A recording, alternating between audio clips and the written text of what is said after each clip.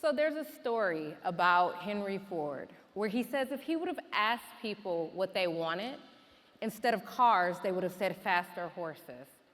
Because of course, in that time, it was incomprehensible that someone would want to advance transportation by denying nature. I can imagine a lot of the criticisms probably went like this. So you're gonna get rid of horses, which I know and trust and God gave us, in order to do what, advance a horseless carriage? It just sounds unintelligent. Many years later, another Detroit legend, Berry Gordy, had a very similar vision while coincidentally working on one of Ford's assembly lines. You see, he thought that if you could just apply manufacturing methodologies to an unassuming industry like music, that you could create and shape an entirely different way that the world hears music. But when he told people about his ideas, they called him unqualified and said the way that he was going about it was overzealous. After all, he was just a songwriter who moonlighted, he was an assembly worker who moonlighted as a songwriter. And so, he was deemed as probably not intelligent enough to build a music empire. Well, like Ford and like Gordy, I have been laughed out of many of rooms in this city.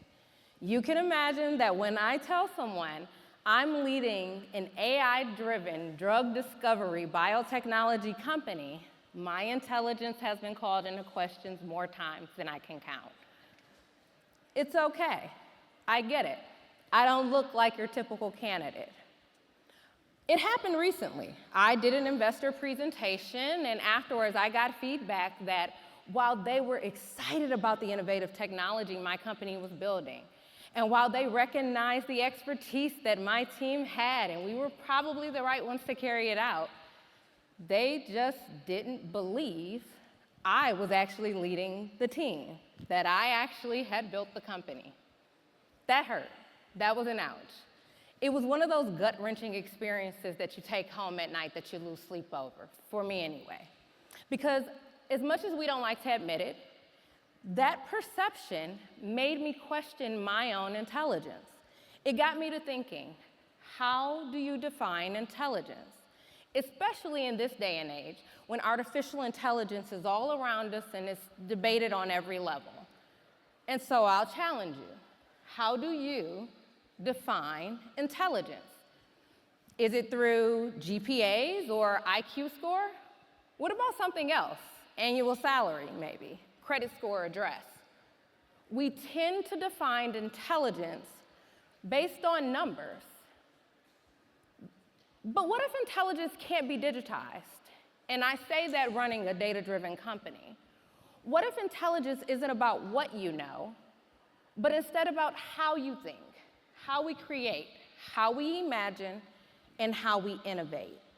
What if you take out-of-the-box thinking and apply it to things that already exist? Is that where innovation lies? Did you know that Ford was inspired for the assembly line because he was irritated watching inefficient farming practices and meatpacking processes? Or that Gordy thought, if we could just mass produce records, I could probably crank out 110 top 10 hits in 2 years. But people don't see that initially, right? They just see the idea and how we can disregard it. I understand that because, again, when I tell people what my company CirqueNova does, that we take AI and we embrace its form of intelligence to discover new targets and therapies for treatments that have never existed before, well, I can't even tell you what that response usually gets. But I know what Ford and what Gordy knew, that innovation is the breeding ground and the result of intelligence.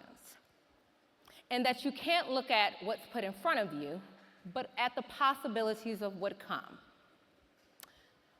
Intelligence, in all of its forms, is something that must be challenged. Artificial intelligence is able to take massive amounts of data, identify processes, and identify all of the different possibilities by putting them at our fingertips. But it's not there to replace human thought, it's there to amplify it. It's there to optimize human creativity. Well, how do I know that? I had to get real creative in my own life. Again, I've not had the typical traditional route to success. I was a college dropout and a teen mom, and I have been a failed entrepreneur and failed founder. And so if you look at my non-traditional resume, you'd probably assume there's no way that I could understand something like artificial intelligence. But what I looked in looking at the unassuming places is that if you're able to see the things no one else can because of your experiences, you're able to apply innovation in a way the world hasn't seen. You see, me being a teen mother, it taught me how to work under pressure. It taught me how to be resilient and how to be really creative when I'm solving problems. It taught me how to be intentional with decision making and make sure that I can uphold and accept any consequences and rewards from those decisions. Being a failed founder and a failed entrepreneur, well, that taught me how to pivot quickly, how to adapt, how to learn, how to adjust, and how to rise for the next challenge, because nobody's gonna take another beat to question you. Much like Ford, much like Gordy, much like AI, and much like Crystal Brown, I would challenge you to rethink how you perceive intelligence. Not just artificial, but your own and those around you. What have you been misunderstood for? What did you underestimate someone about? What problem have you overlooked?